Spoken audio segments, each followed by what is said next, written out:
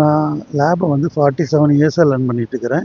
இந்த டிஸ்ட்ரிபியூட்டர்லாம் அந்த காலத்துலேருந்தே பார்த்துக்கிட்டு இருக்கிறேன். அவங்களுக்கு க்ரோத்தும் நல்லா இருக்குது. அவங்களுடைய சர்வீஸும் பெட்டராக கொடுத்துட்ருக்காங்க.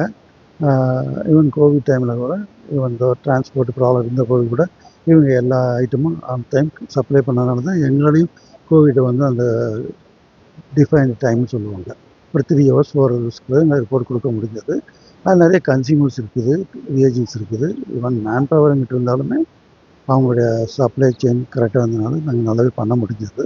நல்லாவே சர்வீஸும் கொடுக்க முடிஞ்சது.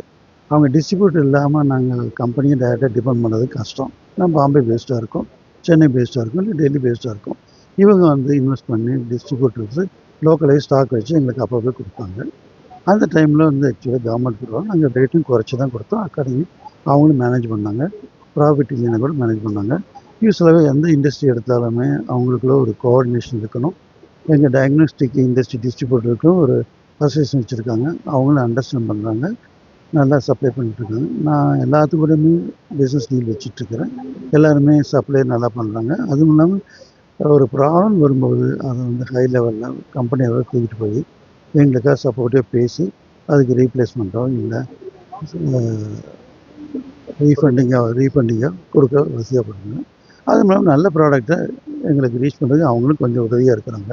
நான் கம்பெனிக்காரங்க வந்து என்ன சொன்னாலும் நாங்கள் லோக்கல் டிஸ்ட்ரிபியூட்டர் அவங்களோட ஒப்பீனியன் இல்லாமல் நாங்கள் எந்த ப்ராடக்ட்டையும் வாங்க மாட்டோம். அதனால் அவங்க அசோசியேஷன் இன்னும் கன்டினியூ ஆகணும். அதே சமயம் அசோசியேஷனும் அவங்களுக்குள்ள ஒரு இன்னும் பெட்டர் அண்டர்ஸ்டாண்டிங் இருந்து பெட்டராக ப்ராடக்ட் கொடுத்தாங்கன்னா இன்னும் நல்லாவே இருக்கும். Thank you so much.